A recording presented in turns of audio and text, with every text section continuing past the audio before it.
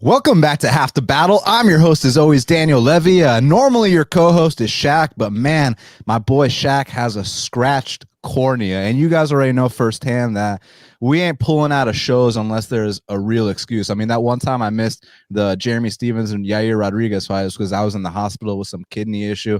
My boy Shaq, he tried on these new contacts, and immediately when he put them on, his eye turned red. He pulls it out. His eye swells shut. He goes to the doctor. They say he's got a scratched cornea. So my boy Manpreet, lock of the night, literally stepped up. Not on 24-hour notice, not on 12-hour notice, not even on 1 hour notice. He stepped up on 30-minute notice. So today's guest co-host, my man, MMA lock of the night. How's it going, my friend?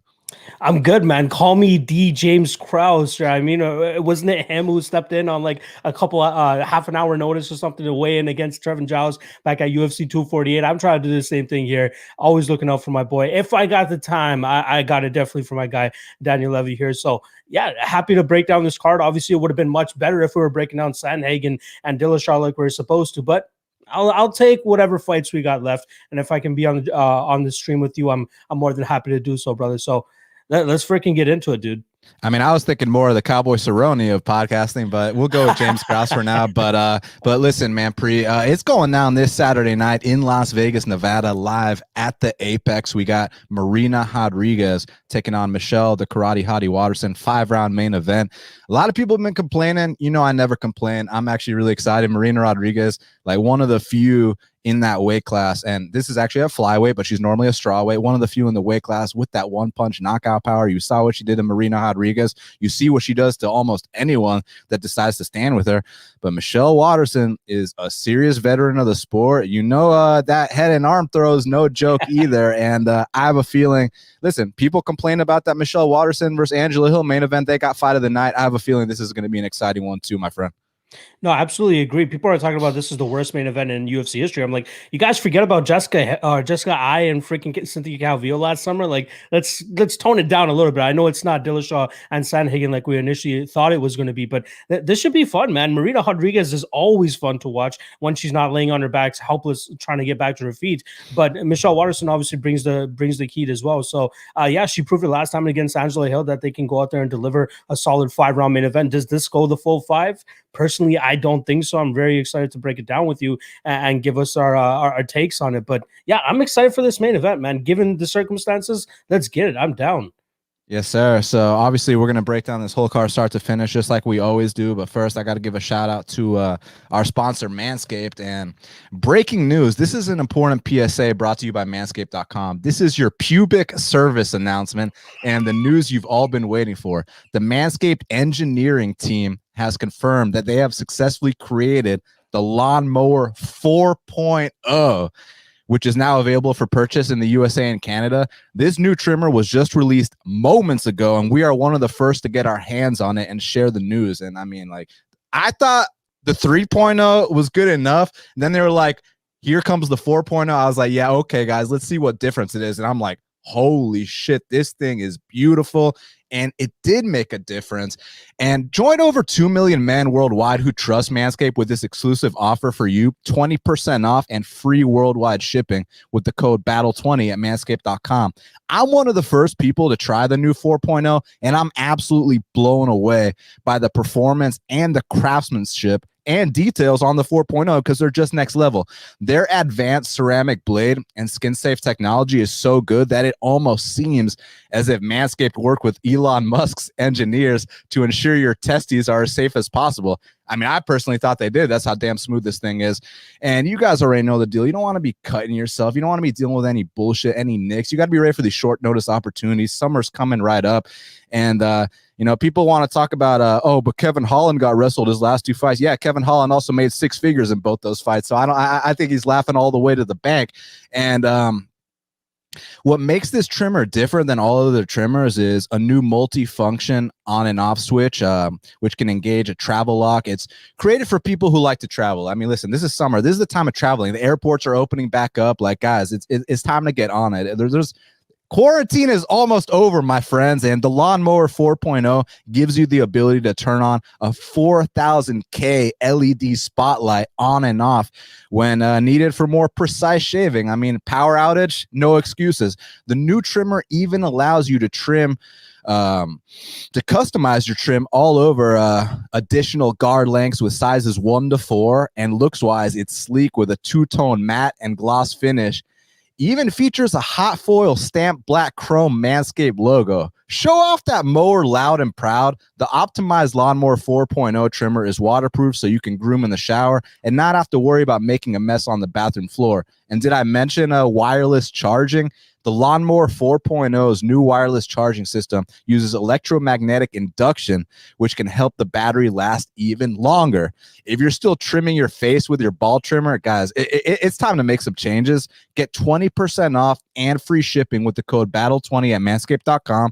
No person wants to end up with pubes in their mouth, and your balls will thank you. Get 20% off and free shipping with the code BATTLE20 at manscaped.com. That's 20% off and free shipping at manscaped.com, and use code BATTLE20. Unlock your confidence and always use the right tools for the job with Manscaped. And I mean, look at this fucking beauty right here. Ooh, I mean, goddamn, y'all stepped up, Manscaped. Thanks for sticking with us, re-signing with us, and let's get right down to business. So, man, it's time to break down this card. For those that are just tuning in, shout out to my boy Lock of the Night stepping up on 30-minute short notice. Shaq has a scratched cornea. Like, if you turn the lights on, his eyes get all fucked up. So everybody send Shaq, tell him to feel better. Send him all the regards in the world, because we need him back. So, man, thank you for stepping up. First up in the welterweight division, we got a matchup between Christian Aguilera. He's 14-7, and the UFC debutant Carlston Harris is 15-4. Currently, they got Carlston Harris minus 155. The comeback on Christian Aguilera is plus 135. So, listen, man, I mean, a lot of people have been looking forward to this kid Carlston making his debut on the regional scene. Has wins over Michel Pereira. Now, granted, it was in 2015, but still, that's a good win to get in the regional scene. Even beat Wellington Turman, who's currently in the UFC. He's got some good wins. I mean, listen, his game is pretty cut and dry. He's not coming out here trying to sugarcoat anything. This guy wants to wrestle. He wants to grapple hard. He wants to pick you up, Matt Hughes style, walk you across the octagon, slam you, hold you down, do whatever it takes, maybe get a submission along the way. The thing about this guy, Christian Aguilera, very, very hard hitter. This guy has a bunch of first-round knockouts, and you don't get past that first round, it's probably because he knocked you out. But on the flip side, he's been knocked out a bunch himself too. And listen, he's definitely the more experienced guy here. So I understand people taking the dog shot on him, but I think that they're trying to set up Carlston with a win here. Listen, I'm not saying Carlston's going to be a top 15 guy or a top 10 guy. I'm not saying all that, but I'm saying he's going to be Christian Aguilera Saturday night in Las Vegas, live at the Apex via wrestling. So I got Carlston Harris here to get it done. Yeah, I'm right there with you, dude. I think that this is pretty much a one-sided fight here. Christian Aguilera, the last time I tried to fade him was with Anthony Ivy, and that did not work out well at all, as I thought that we'd get the similar type of game plan with Anthony Ivy trying to get Christian Aguilera down. Took 59 seconds for Aguilera to turn his lights off. But I think we're going to get a slightly better striker here in Carlston Harris, somebody that's going to be at least a little bit more defensively sound compared to what we got with Anthony Ivy. But I still think that it ends up on the mat. I think we see Carlston Harris successful on the takedowns, even with the cage clinch and the cage work up there. We did see him go up against Carl Booth for over 5 rounds. And when he wasn't able to successfully get the fight to the ground, he was still successfully able to get the fight up to the cage and implement his kind of intimidating and imposing style. So I really like what we're getting with Harris. But I still have a little bit of some hesitancy in terms of pulling the trigger myself here. Let's see him actually get into the UFC, get a legitimate win. Christian Aguilera is a good win and all that, but his last win, right, was in front of Dana White after looking for a fight against the 17-1 Russian that they're more than likely trying to prop up and actually show off for Dana White, but it was the other way around that night. So shout out to Guyana getting their first ever Guyanese fighter into the UFC. And I think that Carlston Harris gets the dub in his debut here. Like you said, via wrestling. I don't know if he'll get the finish, but I think he'll win this fight via decision pretty comfortably. Yeah, I remember that episode actually. That's back when they were in Abu Dhabi. Dana went to go watch one of the local shows. He was very impressed with the talent. And this kid Carlston was like, dude, you got to sign me like Yeah. yesterday. You know what I mean? So it's good to have him in the UFC now. Let's see what he's got. This is the ultimate proving ground. So next up in the middleweight division, we got a matchup between Tafon Nchukwi. He's 5-0. He's taking on Jong Park, who's 12-4. Currently, they got Tafon Nchukwi minus 140. The comeback on Jong Park is plus 120. So normally I'd be like, so Shaq, man free. Listen, this kid Park, he's landed more than 5 takedowns in more than one fight against Barrio, against the white Mike Tyson, Philipe. So, that's definitely a path to victory. But the thing is, this kid Tafon, look, I know he's only 5-0, but certain guys stand out. And I think he's one of them. I mean, when Jamal Hill was only 3-0, he was on Contender Series. He stood out to me, and now he's fighting all these experienced guys so early into his career. I think Tafon might be one of those exceptions, but I'm curious to hear your take because, look, Jong Park's proven in the UFC, landed over 10 takedowns in the UFC. What do you suspect goes down when these two middleweights lock horns? I think we're going to get the upside here, man. I actually like Park in this situation. Now, Tafon, like you said, he has a lot of good things to like about him. But the one thing is, he is 5-0. And compared to your guy, Jamal Hill seems to have a lot more tools in the toolbox compared to what Tafon is just, going out there and striking with these guys. And he doesn't seem to put on the greatest pace. But when you have knockout power like he does, you don't really need to put on a pace because he's able to knock guys out in his first 4 fights. Obviously, he stretched to a decision in the Jamie Pickett fight. With that said, Jamie Pickett, I don't really rank that guy too heavily. It seemed like he just settled into the fight and let Tafon kind of dictate the pace there. Whereas Jong Park, I think Jong Park is going to be the one setting the pace here. Jabbing, getting the volume out there.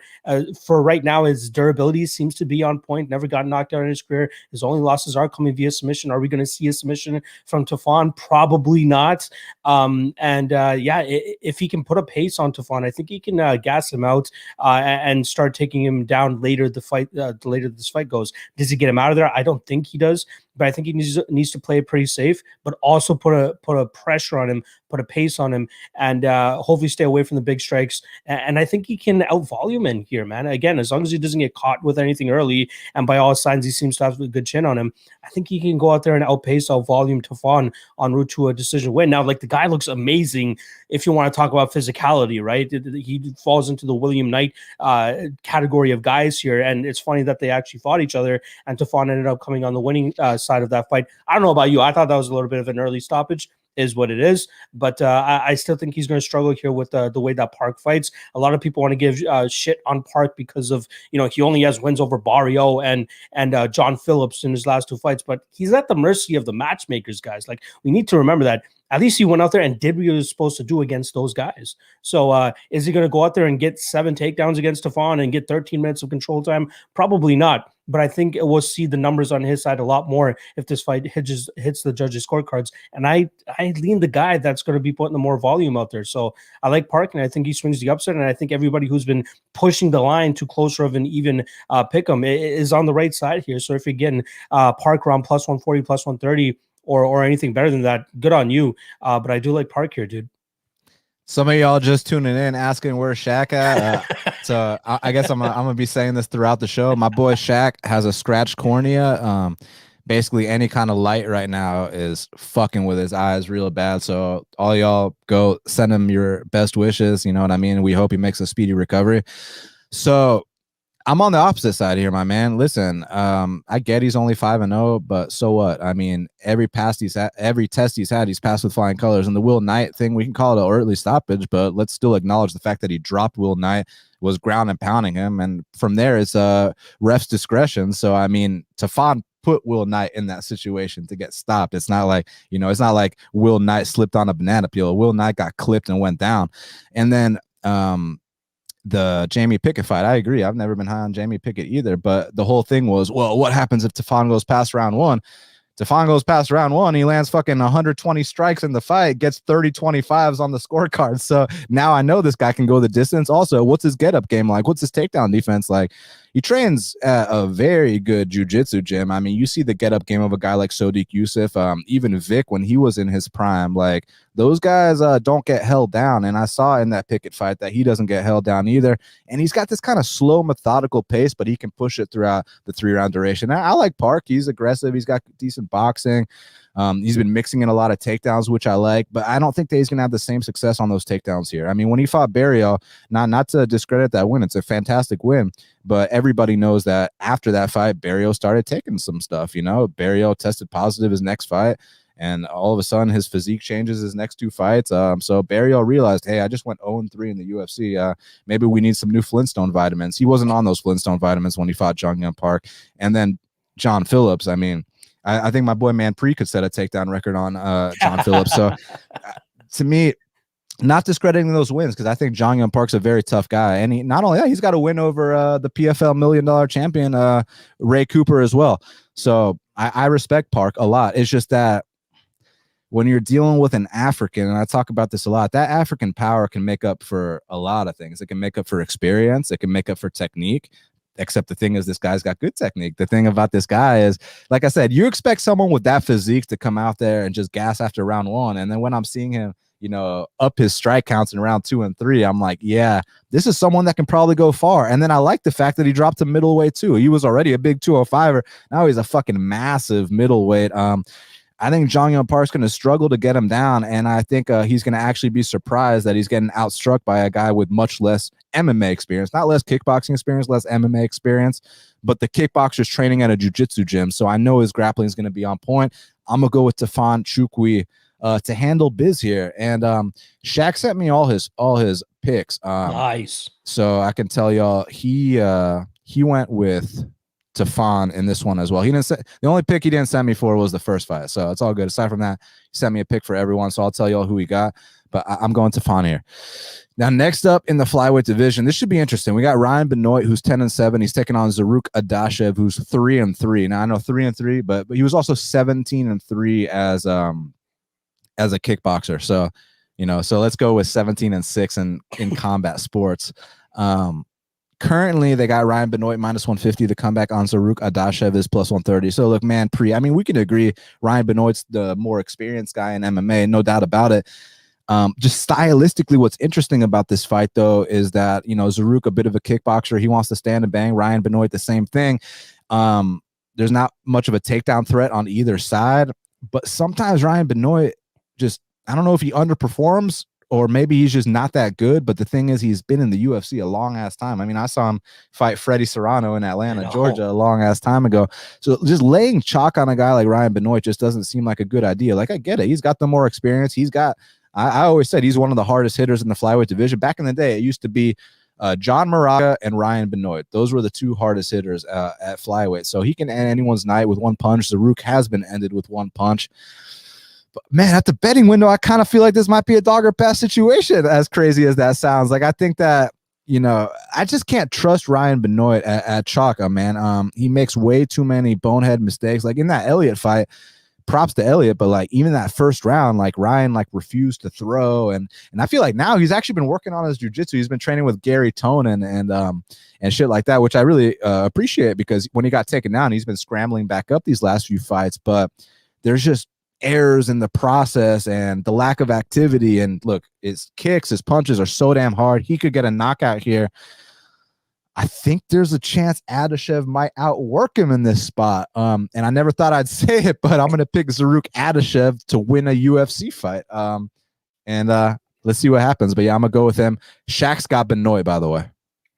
Yeah, I'm going to be on Adashev here as well. I completely agree with every take that you have here. The only concern that I have in terms of actually betting Adashev here is if we actually see Benoit go out and try to pursue the takedown. And I've never really been a fan of his takedown game. I don't think he really has the greatest wrestling. So it's great that he's working out his jiu-jitsu, but how successful can he truly be in terms of actually getting this fight to the ground and getting into that realm? I don't think he'll be that successful. Zarrukh, if you watch his fights in Bellator, you actually see him trying to do like the wrestling stuff. You see him trying to go for takedowns. You see him flowing on top. You see him trying to take the back of his opponents. He even has a decent get-up game from what I've been seeing, but that's against lower Bellator competition, right?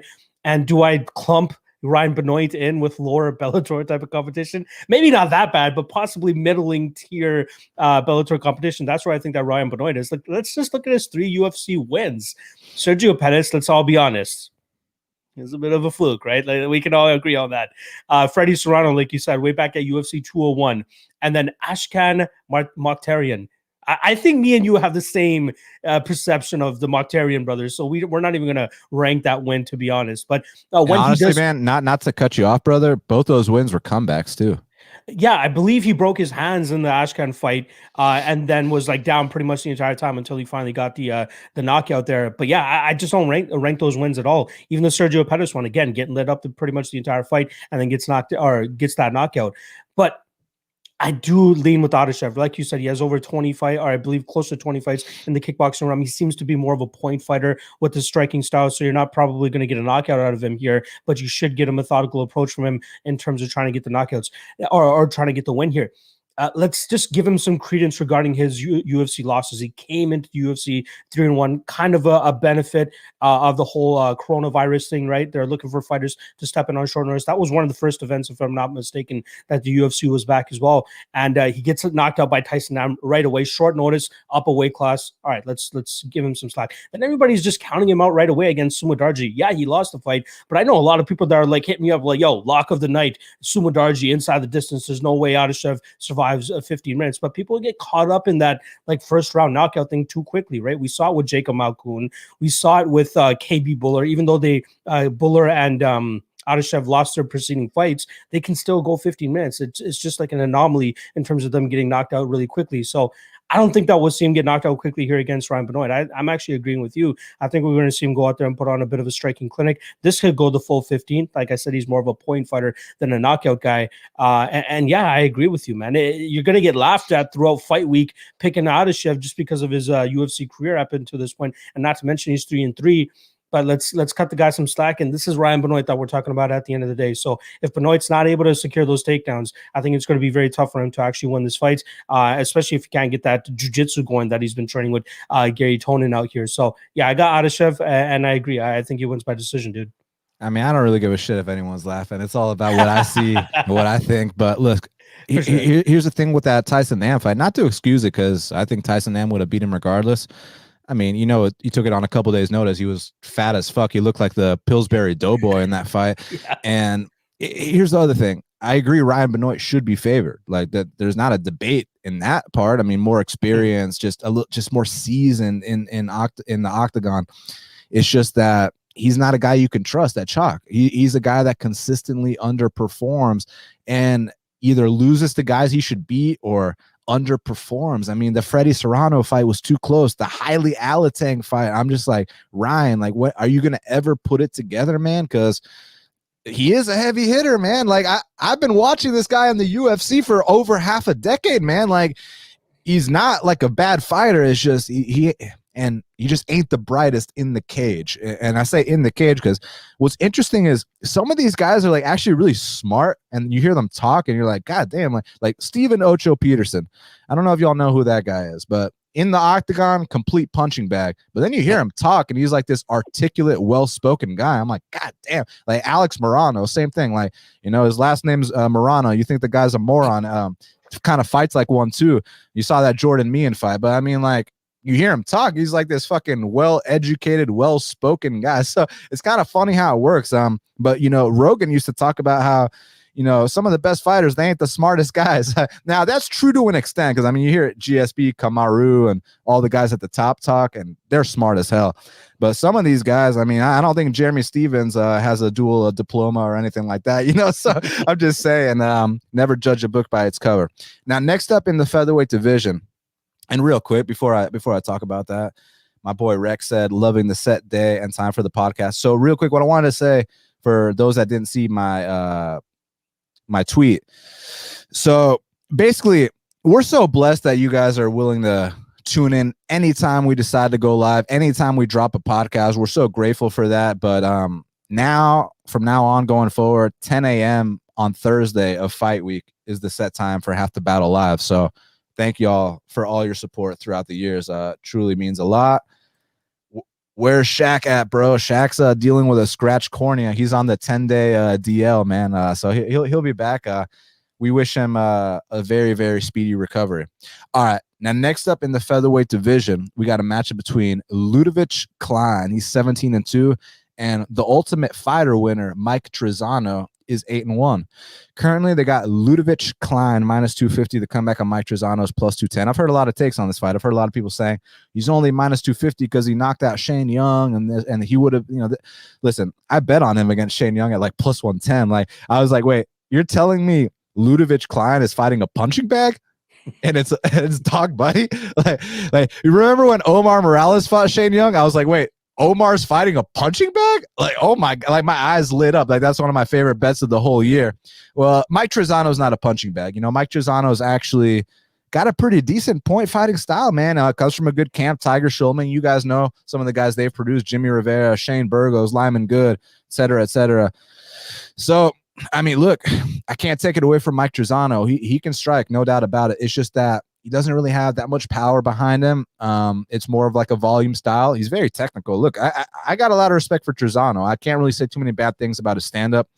The ground game, and I don't think his ground game is bad either. I think that Grant Dawson's an animal on top, So I think Trizano's pretty solid, man. It's just that with this kid, Ludovit Klein, I'm not one of these guys suffering from recency bias because I was high on him prior to his Shane Young fight. I was like, yo, this guy's +110 against Shane Young. Like, when I saw these head kick knockouts and now he's starting to develop, the grappling to go along with it. And also in some of these earlier fights, he'd get taken down.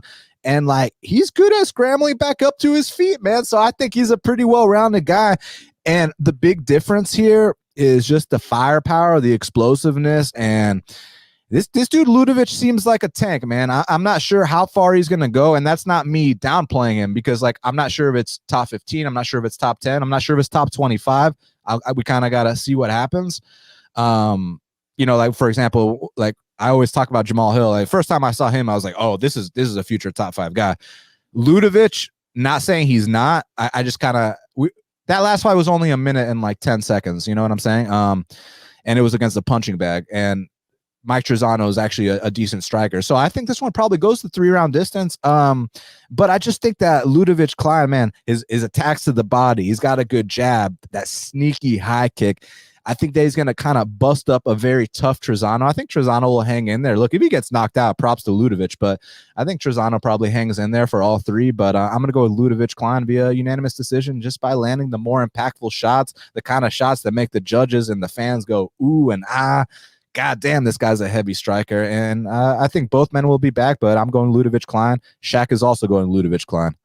Yeah, I'm gonna take the contrarian take here. I'm gonna go on the Trizano side. I do like the value on him here as well. I think the line is a little bit too wide. I'm saying I was definitely one of those guys calling recency bias on this line for sure, as I do think that some people are taken aback by that the ability that he had to go out there and knock out Shane Young the way that he did. Most people aren't in the know in terms of knowing what we know about Shane Young. So I think that people are just like, oh, look at this newcomer, 72, looks like he has a great record. Seems like he's been fighting some good guys over there on the European side of things. I think he's been competing for Octagon over there for a couple fights now. I believe he was a champion over there too, if I'm not mistaken. But regardless, I just like what I've been seeing from Trizano. There are a couple things to not like, right? You got the 2-year layoff. You got the fact that he hasn't fought in a while, and he's had close fights in his past. But I feel like the striking style that he brings here, like you said, it's kind of more of a point style than it is to go out there and knock your head off.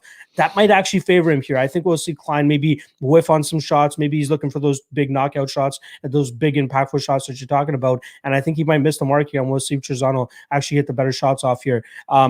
Again, I love the training camp that he's coming from. The absolute killers, like you said, Tiger Schulman and Julio Arce is one of the guys that you kind of missed out on in terms of listing the guys that you're saying. And I love that the style that they bring. Now, is he a safe Saud? Is he a Greg Jackson? Probably not, especially when you're watching like the corner work from Tiger Schulman and his brother. But they know how to kind of fire up their fighters and how to get them going, and it works out for them. Whether it's telling them technical shit or whether it's actually telling them, get it together. I don't care if you're not feeling it. Get it together. Let's fucking get this round, or let's get this win, get this knockout, whatever it may be. Again, the only thing kind of keeping me away from running to the betting window and taking this plus 200, plus 225 that we're getting on Trizano is that layoff. Like, you don't want to have a slow start against a guy like Klein, who could absolutely take your head off and knock your head into the 5th row, as we've seen in his last fight. I think Klein does have some good upside, but I think that this is a sketchy matchup for him. And for people just running to the betting window and thinking that this is a lock of the night type of play on Klein, I think they might be in for a bit more of a sweat than they're actually hoping for. But I do ever so slightly lean on the Trizano side. I think he'll go out there and I'll point Klein. Again, I just feel his striking style is a little bit more suited for this type of fight.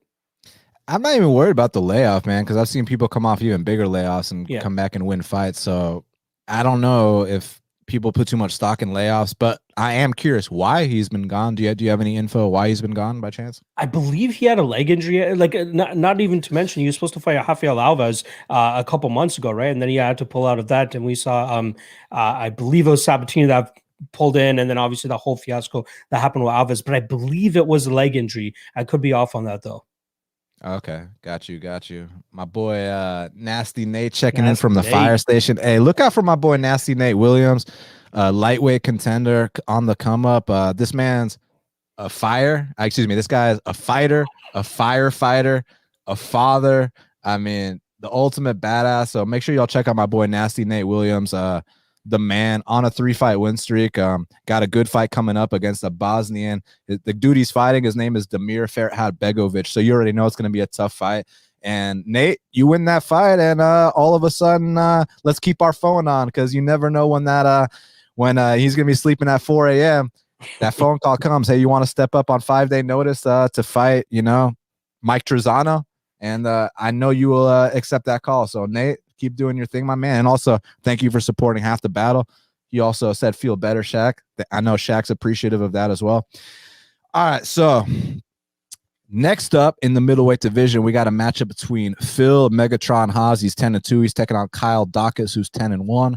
Currently, they got Kyle Daukaus -130. The comeback on Phil Hawes is +110. I have a feeling we're going to disagree on this one. I'm going to let you go first. Who you got?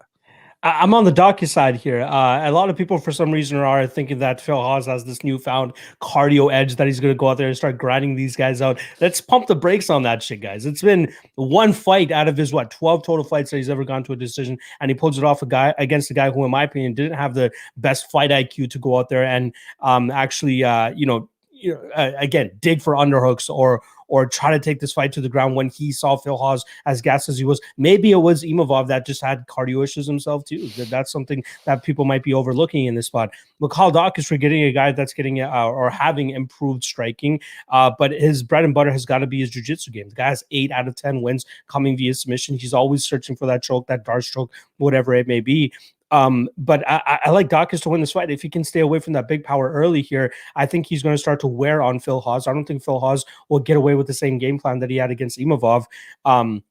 If it's just laying on him up against the cage or taking him down and laying on him from on top there, I think we'll see Kyle Daukaus either, hit a trip, dig his underhooks, switch the position. We've seen him in those positions in the past. I think he can even hit takedowns himself. And even if he ends up on the bottom here, I trust his jiu-jitsu game enough that he's offensive enough to, 1, put up submissions, or 2, go for a reversal and get a submission from on top, or get a ground and pound finish from on top. The one line that I'm most confident in, though, with this fight, though, is the under 2.5. I feel like we're going to see a finish regardless, whoever it is. And last thing I'll say about Phil Hawes, he does not seem that comfortable off of his back foot. Every time he was like at space or not the one pushing the pace against Imavov, absolutely getting touched up on the feet. Anytime he closed the distance, for some reason, Imavov's clinching up with him, allowing him to recover, allowing him to get back into the fight. I don't think we'll see that from Kyle Daukaus. I believe we have a mean streak in Kyle Daukaus, and we'll see him, pivot off of those situations where Phil Hawes is trying to close the distance and clinch up with him, especially when he's getting torched on the feet. But I won't lie. There is that little bit of me that says Phil Hawes could potentially knock him out in this first round, which is why I feel much more comfortable taking the under 2.5 around that -150-ish mark. But I do ultimately think it's going to be Kyle Daukaus, maybe a club and sub situation, or even just absolutely dominating him on the ground once this fight hits the second or early third rounds. But yeah, I think we see a finish, and I actually think it's going to be Kyle Daukaus that ends up pulling it out. I knew we were going to disagree on this one. I'm excited. So I think Phil Hawes is so underappreciated to a point where when this guy was 3-0 as a pro, they put him in there with Andrew Sanchez. What? We can say what we want about Andrew Sanchez, but Andrew Sanchez is losing to guys like Mahmoud Muradov, Anthony Smith. A 3-0 guy, not a 10-0 guy, a 3-0 guy was in there with Andrew Sanchez. And then, that was an exhibition bout, so it didn't count on his record. Then he fought Lewis Taylor, the $1 million winner from PFL, the guy that knocked out Magomedov in 30 seconds. The kid's 4-0 in there with Lewis Taylor. Then his next doesn't get a bounce back. His next fight, he's 4-1. He's fighting Julian Marquez. Like they're rushing this guy who's had 5 fights or less to fighting all these UFC guys. So I think he just kind of he took 2 years off, comes back, and no one could go past the first round with him. That's not his fault. Nasruddin was the first one that could. And I actually picked Phil Hawes by decision in that fight going into it, because it's like one of those things where the whole thing about, he's first round or bust. Well, he won 2 rounds in that Imavov fight, and Imavov's a much better striker than Daukaus. I mean, Imavov was coming out with a bunch of one-punch knockouts coming into the UFC. I know you remember that knockout he had over the Canadian Spider. What's that kid, Jonathan Meunier, or whatever his name is. UFC, yeah. I know you remember that. So, listen. Going into the fight, everyone was saying Imavov was going to break Phil Hawes, and I was blown away by those entries. I'm not going to sit here and say, he just ate on. Like, dude, those entries are fucking explosive. They're serious. This is a D1 wrestler. This is a freak athlete. This is a guy with one-punch knockout power, and finally he got the experience of going past the first round. The last time he went past the first round, he was a 4-1 fighter taking on Julian Marquez, okay?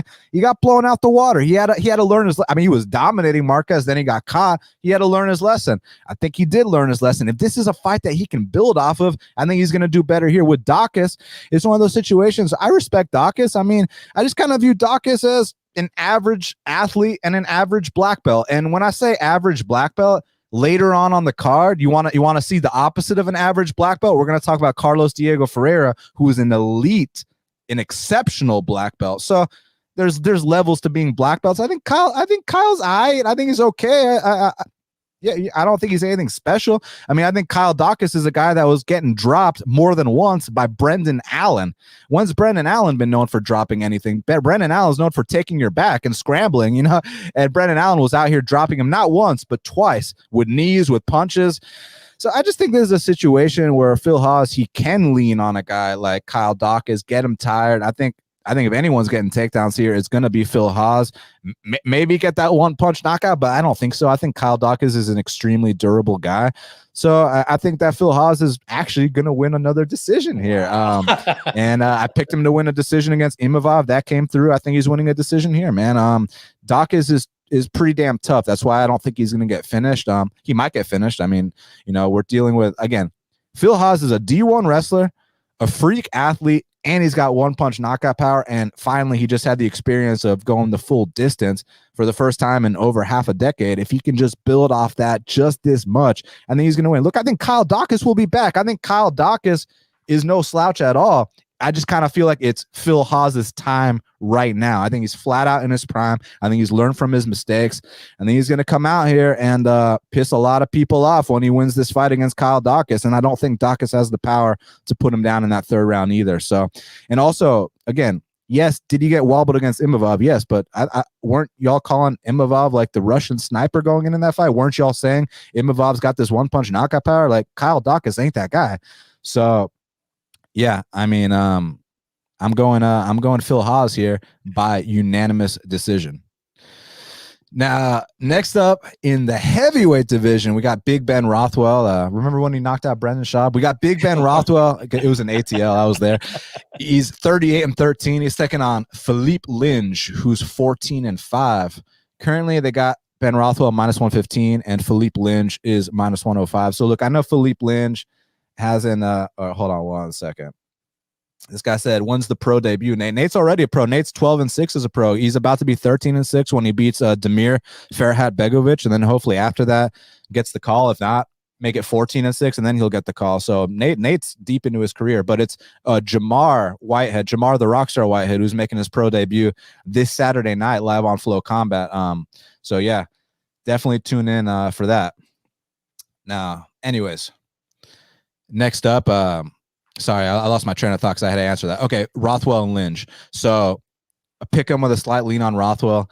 Listen, man, Rothwell has looked slow as molasses his last few fights, and I know that Phil I almost said Phil Hawes. I know Philipe Lynch hasn't got off to the best UFC start.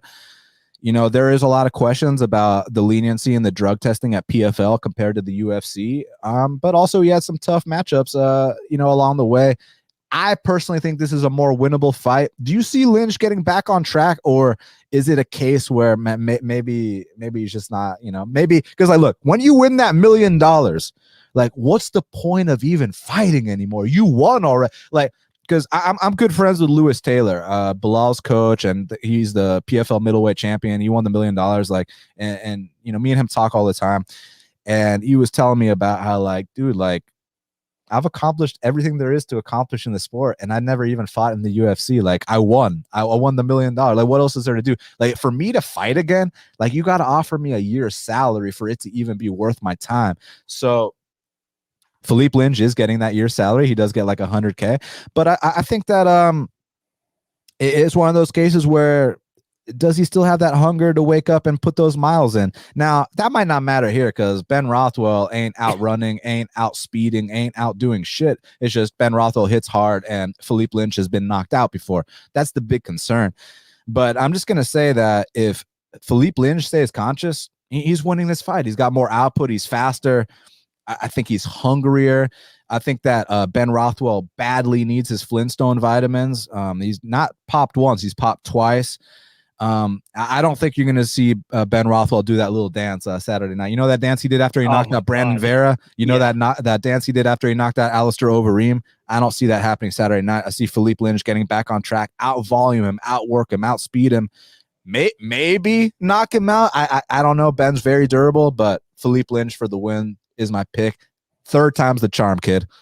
Yeah, I'm on Philippe here as well, but this is a dumpster fire of a matchup for me. Like, I call this dumpster fire number one of the night. Obviously, number two, I'm pretty sure just by scanning the card, you can figure out which fight I'm talking about. But you know, the one concern here with Linz is he's coming off that knockout loss to Tanner Boser. It's not often that you see Boser getting these knockouts with his hands, and the guy's a good technical striker, don't get me wrong, but Philippe Lynch came into the UFC with such hype, right? He came in minus 235 against Andrei Arlovski, and you know, people can say what they want about that fight being a robbery or not, but the way Lynch fights, sometimes he fights a little bit too close for it to be called, and it might be a little bit of a robbery. People want to call it that, but when you fight that close, you can't be complaining. It's almost like the Angela Hill thing, right? She fights close to her competition, and then she starts complaining about it after. But it's on you. Either you finish the fight, which obviously is harder than, you know, to actually do than I'm saying it is, but make it decisive, make it you know, something that the judges can't deny you. And in that Arlovski fight, it was very freaking close. Lynch, you're saying that he's a volume fighter. I kind of agree with that, but I slightly disagree in the fact that he seems a little bit more calculated with his approach rather than just going out there and just throwing volume. Like Manpreet, not to cut you off. I didn't say he was a volume fighter. I said he's got more volume than Ben Rothwell. Yeah, exactly. That's what I was kind of getting to eventually. Like, he has a calculated approach with his striking, and with the Ben Rothwell, his issue over the last couple of fights is just not pulling the trigger. Yeah, he has wins over OSP and the other guy that he beat before that, but like, he's not going to beat a guy with the style that he currently has. And at 39 years old, I believe he's at right now, it's only going to continue to get downhill. You can be older in this division and get away with it at times, but when you're getting into that Ben Rothwell stage where it's just doesn't pull the trigger and he doesn't really have a volume friendly style, like he needs that knockout or he needs that, where's that 5-finger choke or 10-finger choke that he got against fucking Josh Barnett back in the day and Matt Mitrione. We're not seeing that anymore, right? Apparently Ben Rothwell is just a great jiu-jitsu player, but he doesn't look like it off of his back. He needs to be on top. And how often do we see him on top going for takedowns? It's just not that often anymore. So I got the last straw for me was his loss against Marcin Tybura for me. I did take him in that fight as I thought he would be, pressuring Tybura a little bit more. I thought he had good enough takedown defense to keep the fight on the feet. That was incorrect. I thought he'd be able to at least land the big shots on Tybura, maybe put his ass out. That did not happen either. Tybura, I'm not trying to talk shit on that guy. I think he's a pretty solid all-around fighter, but that should have been a winnable fight for Ben Rothwell. And if he's not able to pass that test at this point in time, I think this Philippe Lynch fight might be even more difficult for him in terms of the way that Lynch approaches this fight. So as long as he doesn't get his ass knocked out, I think Lynch should go out there, slightly out volume Ben Rothwell and win this fight by landing the more impactful shots, looking like the busier guy, moving a little bit better. And I just quickly want to touch on that $1 million thing that you're talking about, right? Like, you got $1 million in the bank. Do you really want to fight anymore? Do you really want to get out of bed, run that extra mile, whatever it is? when Luis Terra right now, he's 41 years old, right? Like, I'm sure he doesn't want to fight as much anymore, sitting back, sipping his mojito, whatever he's drinking, whatever he does. Philipe Lin's 35 years old, still wants to make a little bit of a name for himself inside the MMA world. Great. It's amazing winning that $1 million for PFL. But nobody knows who the fuck you are. And now you're coming over to the UFC and like you feel like you can compete with these top heavyweights. And based on the skill set that he brought into the UFC, it seemed like he could compete with these guys. Like he could, make it into the top 5. But stumbling out the gate with 2 straight losses is not the greatest look. So let's try to get him back on track. This is a very winnable fight for him. It's a bit of a name in the heavyweight division, even though it's 39-year-old Ben Rothwell, who's on his last legs at this point in time. I'm still on the Lynn side. As long as he doesn't get knocked out, this fight should be, it should be boring. Let's be honest. It's probably going to go over 2.5. It's probably going to reach the judge's decision. And we'll see Lynn's actually get the nod here just by being the slightly more active guy and landing the better punches. Yeah, Shaq's got Lynn's as well. So next up in the strawweight division, we got a matchup between Amanda Ribas. She's 10-2. She's taking on Angela Hill, who's 13-9. Currently, they got Amanda Ribas minus 175. The comeback on Angela Hill is plus 155. So, I mean, can Amanda Ribas keep this on the mat before that chin gets touched? I'm on the Angie Hill side here, man. Now, a lot of people are calling Angie Hill pillow-fisted, but they're clearly not watching her last couple of fights. She is damaging these women. She's like hurting some of these women. She recorded a knockdown against Claudia Gadelha with a beautiful step and elbow at that in that fight. Amanda Ribas, I've been saying for the last couple of fights now, she's been honey-dicking people into thinking that she has a great striking game. Now she has I'd say a mediocre striking game, and she looks amazing, spinning back hits and all that type of stuff against Mackenzie Dern. But that's Mackenzie Dern pre-Jason Perillo, and that's Mackenzie Dern, just trying to strike and trying to get the fight to the ground and get her grappling game going. Amanda Ribas wanted none of that. She was able to control where that fight went. She kept that fight on the feet, and her hands looked great in that fight because she could make it look great against a girl like Mackenzie Dern. Then beating girls like Randa Marcos and, Paige Van Zandt, she takes that fight to the ground immediately.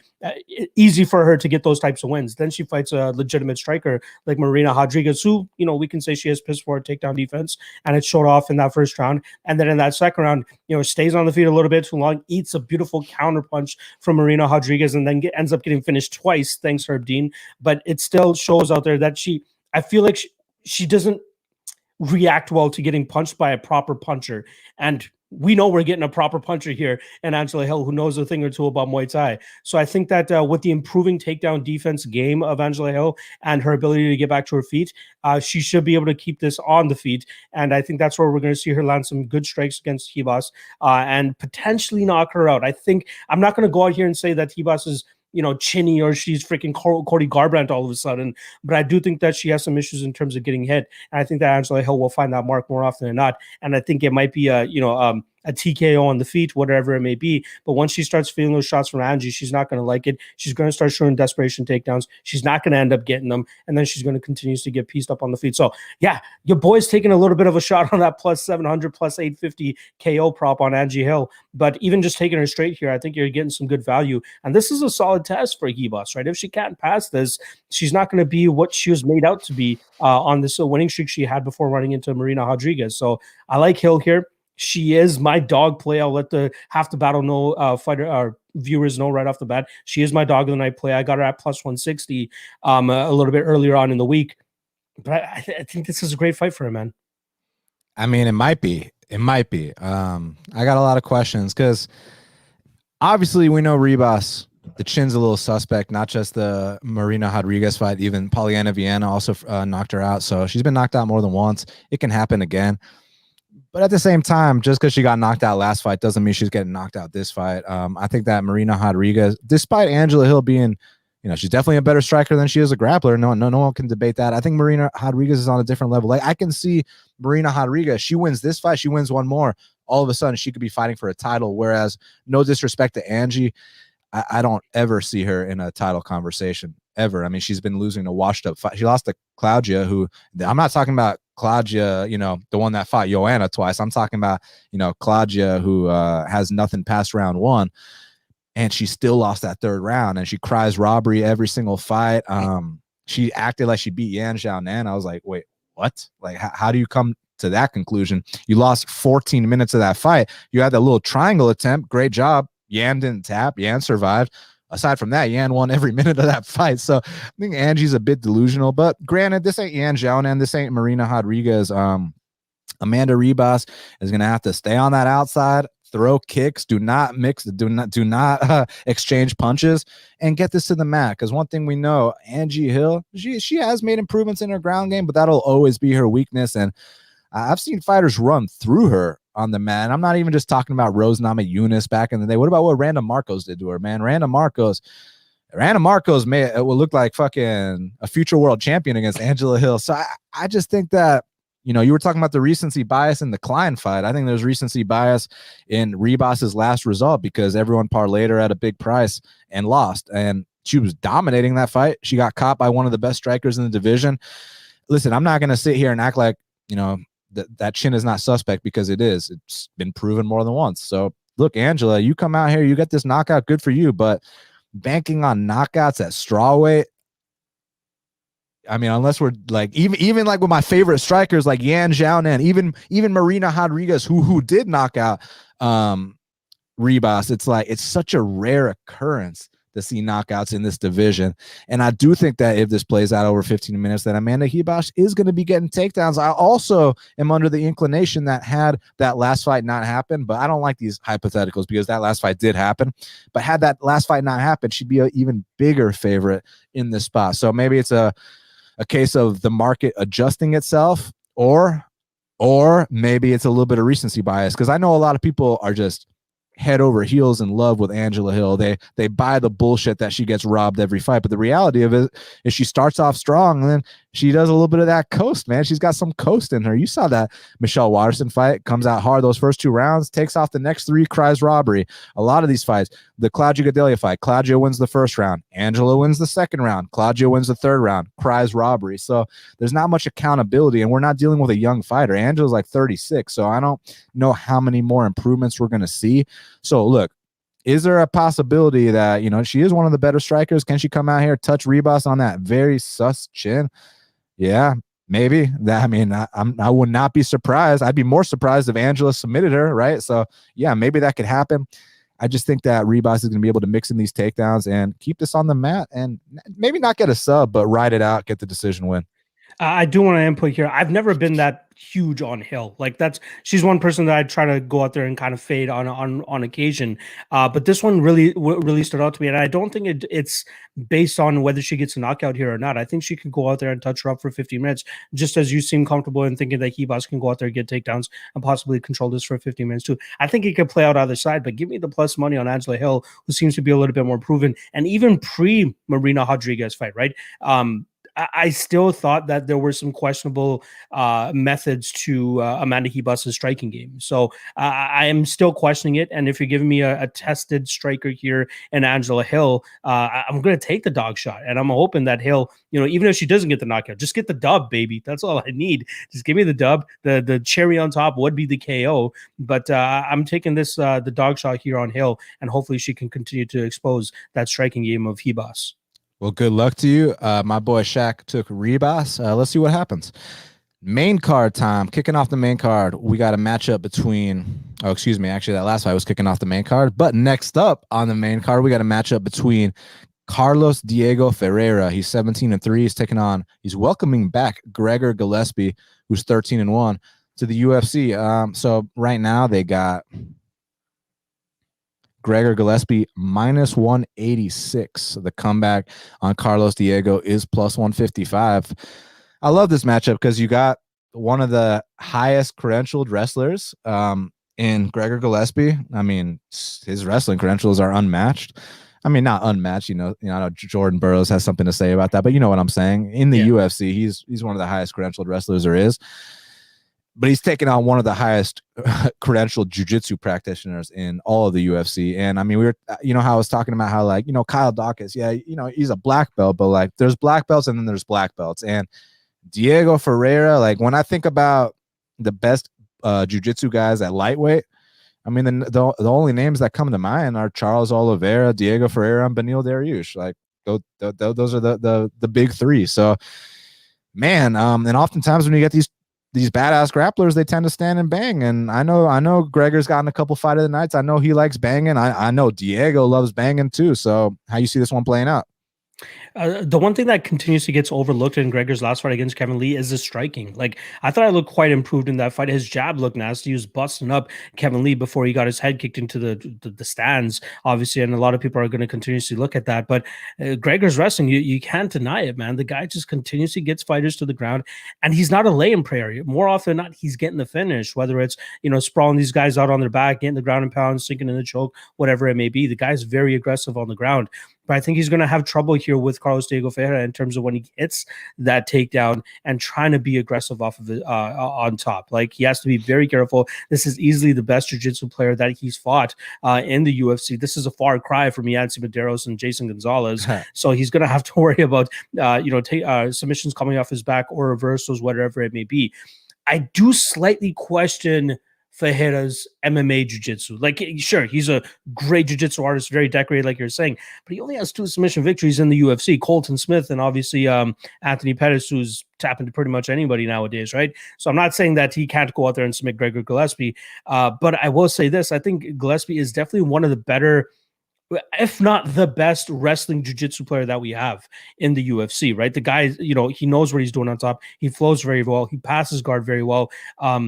I think he will be good enough on top to nullify the submissions coming his way from Diego here. Now on the feet, Diego, he took on this new style ever since he became Fortis Ferreira and just like marches guys down. We saw in the Mirbek Taisumov fight. We saw it in that winning streak that he was on before he ran into Benoit Dariush for the second time. But he just puts a pace on guys that doesn't allow them getting their game going. Even Rustam Khabilov, who wanted to implement a similar game plan that what Gregor Gillespie is going to be doing this weekend. But I think that we'll see Gregor be more successful in it. I like the way he handled the Kevin Lee loss too, right? He's talking about, I would rather lose that way than get grinded out for 15 minutes by somebody because, I could do something over 15 minutes rather than getting my lights turned off in a split second by Kevin Lee. He seems like he has a good head on his shoulder. He doesn't seem like a guy that's like ultra invested in MMA, and I mean that in a good way because we know he has this fishing thing going on that he likes to do in his pastime, and it's always good to have a fighter that is admitting of that, is honest about that they're not heavily invested in watching the UFC every weekend. So that's a good thing about Gregor, not to mention like his improved striking game and his ability to just get the fight to the mat. And that Benoit Dariush fight, right? That's a huge red flag for anybody looking to bet Diego Ferreira here. Dariush was chain wrestling like a motherfucker and able to get these takedowns. And who's a better chain wrestler than that guy, my guy Gregor Gillespie here? So we know he's going to get the takedowns. Now you can say that Benoit Dariush has definitely a grappling or jiu-jitsu advantage compared to what Gregor Gillespie is going to be having here. But I still do think that it's serviceable from what we'll see in the jiu-jitsu realm from Gregor to be able to grind this fight out and get that decision. So I don't think we'll get a finish from Gregor this time around, which is where he more often not gets. But his cardio looks good. We've seen him in third rounds. He's able to get that, a solid amount of gas out there and able to actually maintain his opponent's positions and stuff. And I think he'll be able to do that here against Diego Ferreira, who I think might start to slow down in that third round, just as he did in the Benoit Dariush fight. So he's going to be dealing with a lot of pressure here from Gregor. I'm going with Gregor. I think he's a pretty good spot on this card. And yeah, I'll take him to grind this fight out. So you said that Pettis is tapping out to anyone these days. That's his only submission loss, right? Was it not? I swear he got tapped out by No, I mean the Poirier thing was more of an injury. Yeah, you're right. And still, we know Pettis gives up his back more often than not. Like when you're giving up your back to a guy like Diego Ferreira, you can't be cutting it in the UFC anymore. You know what I mean? Here's the whole thing about, but he only has got 2 subs. Yes, but look how he uses his jiu-jitsu in fights. The Rustam Khabilov fight. I mean, had there been 2 more seconds in that round, you saw that nasty choke he had on Rustam Khabilov. You see the way he uses his jiu-jitsu to get back up to his feet. And this whole thing about Beneil chain wrestling, like on paper, you just look at the numbers. Oh, he landed all these takedowns, but you actually watch what happened in that fight. And like Beneil had to swim through some shit to grapple with this guy, and he couldn't hold him down either. Diego was getting back up, and also that Plata attempt in round one, like you have to be a serious jiu-jitsu practitioner to escape something like that, which Beneil is. Like Beneil like has been Beneil was a jiu-jitsu legend before he was even a fighter. I mean, you remember the match he had with Kron Gracie back in the day, like that got Beneil his name on the jiu-jitsu scene. So I'm not convinced Gregor can swim through this stuff, actually. And Gregor, I respect him, of course, just like I respect anyone that steps in there, but more so, his wrestling credentials. He's a fantastic athlete, martial artist, this and that, but I think he's massively overrated, man. I remember him going 50-50 with a bum named Jason Gonzalez. Like, they got fight of the night. Dude, you should not be getting fight of the night with guys like Jason Gonzalez, like, whereas Diego is going 50-50 with Beneil Dariush, who's like top 5 on planet Earth. So I just think there's a completely different level here. If they choose to stand, look, Gregor, he's got some decent hands. I don't necessarily think he was looking that great against Kevin Lee until he got caught. He landed a couple jabs against a guy who doesn't move his head, but he was also eating a couple shots too prior to the kick. But Diego, his boxing has gotten better. You saw him outbox Taisimov for 3 rounds. You saw what he did to Pettis, not just on the ground, but on the feet as well.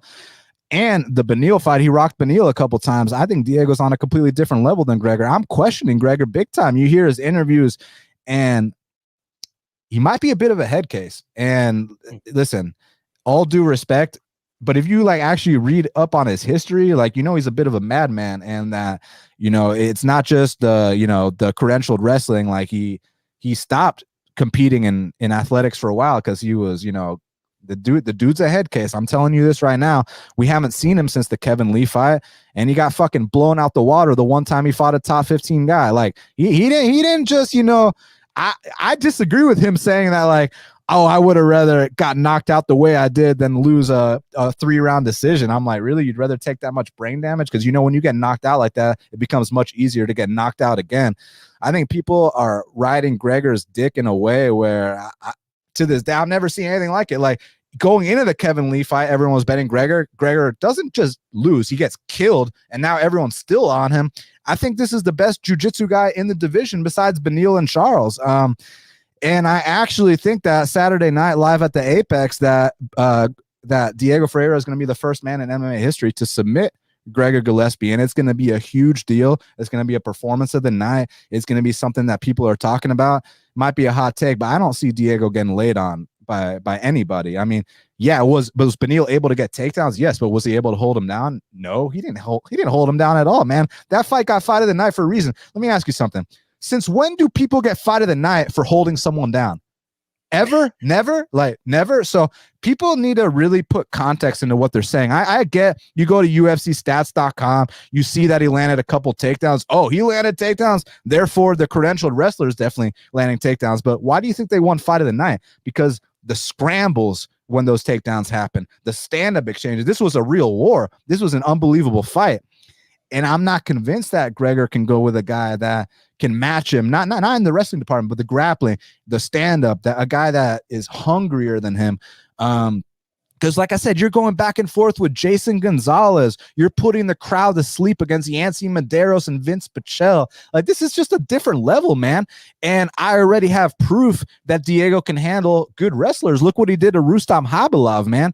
Like, yeah, he might not be a D1 wrestler, but he's a world Sambo champion, right? So it's like, it just as good in my eyes. And plus, I mean, look at what Khabib did to Gaethje. The reason I brought that up, Sambo versus D1. Anyways, I'm going with Diego Ferreira via submission here. I think that he's going to shock a lot of people. I think people are sleeping on him big time. And in addition to that, I think they're overrating Gregor. Now, this might be a hot take, so maybe I'm dead wrong. Maybe Gregor lays on him and, does his best ditch effort to make him take plan B the next day. But I just think that laying on a guy like Diego Ferreira, why go into his world, man? This is not just your average jiu-jitsu guy who, will throw up one triangle. That doesn't work. All right, now we're gassed out. Now just lay on me. Like, this is a guy going for shit that you don't see other people go for. I mean, like I said, Beneil had to swim through some attacks that I'm not convinced 90% of the lightweight division can swim through. Especially that first Plata attempt. I was like, God damn. And the way he uses his submission attempts to get back up to his feet, I'm blown away by this guy. So I'm going Diego Ferreira here for the upset, and let's see what happens, man. I'm very excited about this fight, my friend.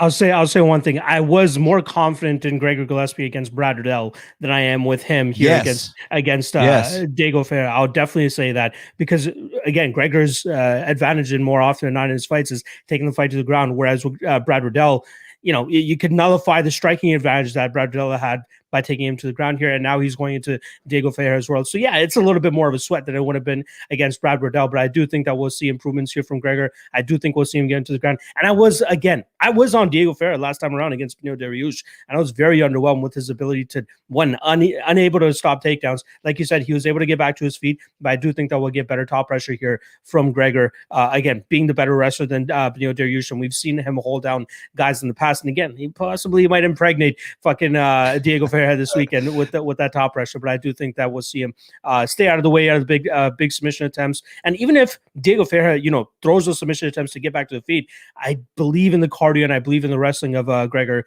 to continue to get this fight back to the ground. So as long as he doesn't shoot a desperation takedown and get his neck grabbed up by or snatched up here by Ferreira, I think that we'll see a pretty solid performance from Gregor. I don't mind the confidence on your side from Diego Ferreira. I completely see it too. Again, I was big on Fortis Ferreira. That was my dude. But with Gregor here, I think that we might be on opposite sides in terms of what his ceiling is. And this is a great fight for us to totally find it out.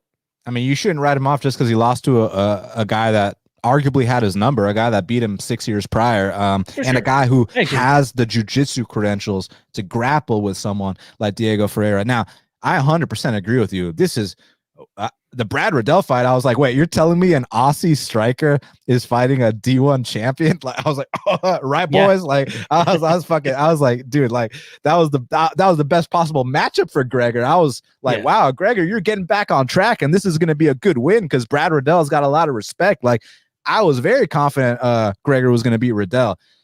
This ain't no Brad Riddell. You take Brad Riddell down, go ahead and fucking and get the plan B the next day. But listen, all I got to say is this.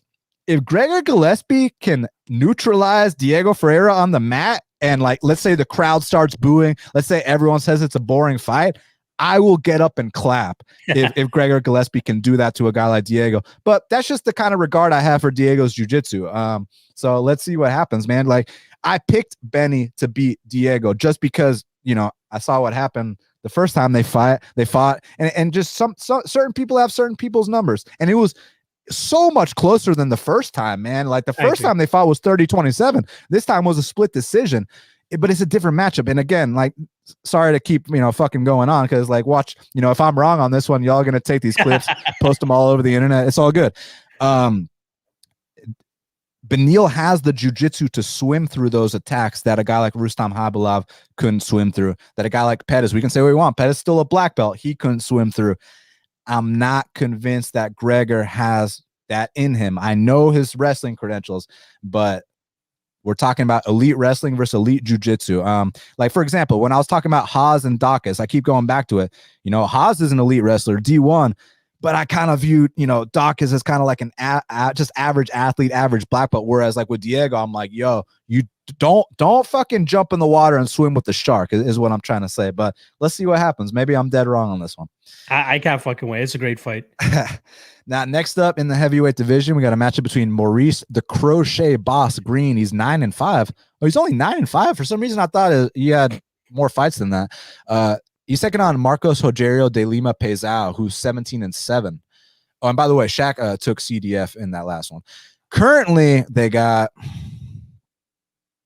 Marcos Rogerio de Lima Pesao -190. The comeback on Maurice Greene is +165.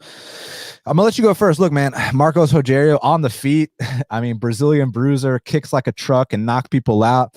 On the mat, however, will tap out the shit that's not even locked in. Maurice Greene, very tall, has got good volume, questionable chin, sometimes questionable decision making. But I heard he took some time off after the last fight. He said he put on some size. Let's see if it makes a difference. Who you got?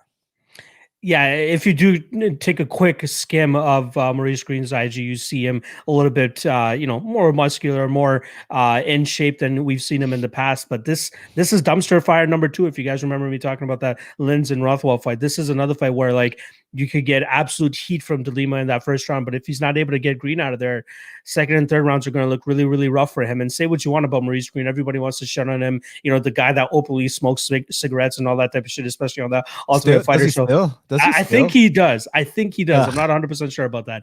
But regardless, a lot of people like to hate on him. But the guy is decent. He's decent enough to beat Rogerio De Lima outside of round one, because I think that we'll see De Lima bomb on him in round one.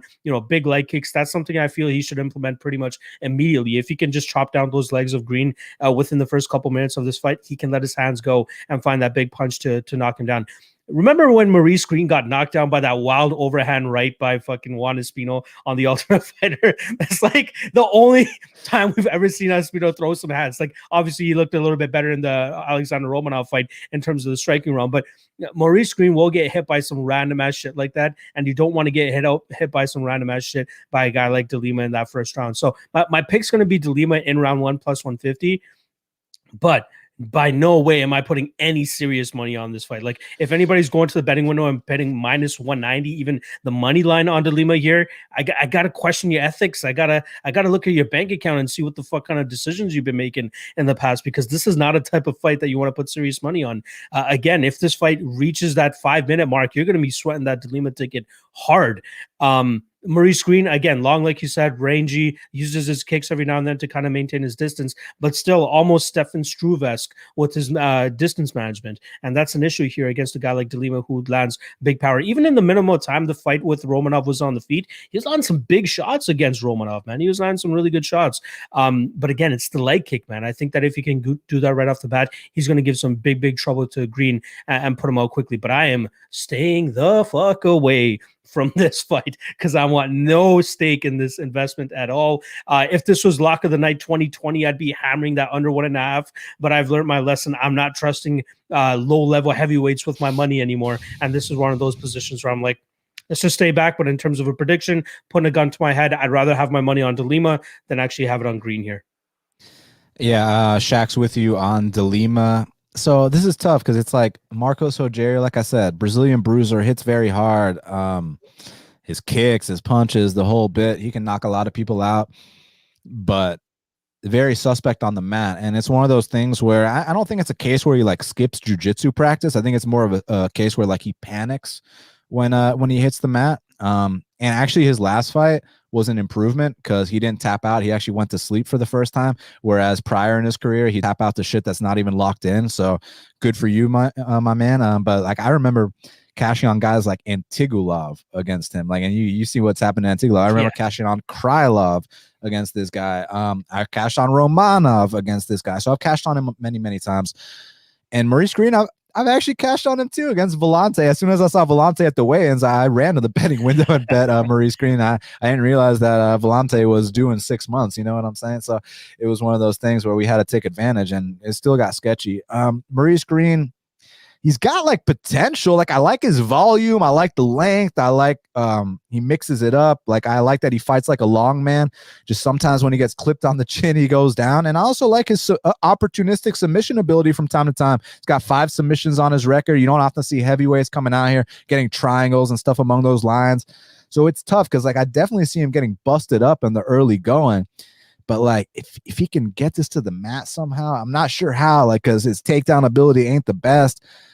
So like, I agree with De Lima being favored, but I kind of want to go with the dog here. I'm just having a hard time visualizing it because he doesn't go for takedowns. He might get busted up, but like, I could see like Rogerio taking him down and then getting triangled. I could see Rogerio slipping and then Maurice getting on top. Like, I could see something happening along the way where Marcos fucks this up and Maurice comes out here and finishes him. Like, you remember when Marcos fought Stefan Struve, which seemed like the easiest fight at the time, like goes out there 10-8 rounds him in the first and then gets submitted in the second. So Marcos is a stunt machine. So don't be surprised if he pulls another one.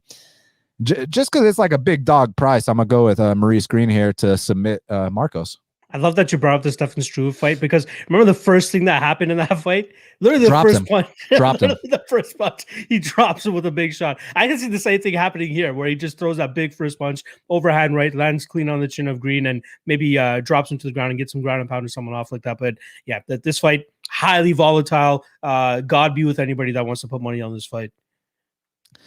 Featured bout in the welterweight division. We got Neal, the Haitian sensation Magny. He's 24-8. He's taking on Geoff Hands of Steel Neal, who's 13-3. We're gonna call them Magny and Geoff.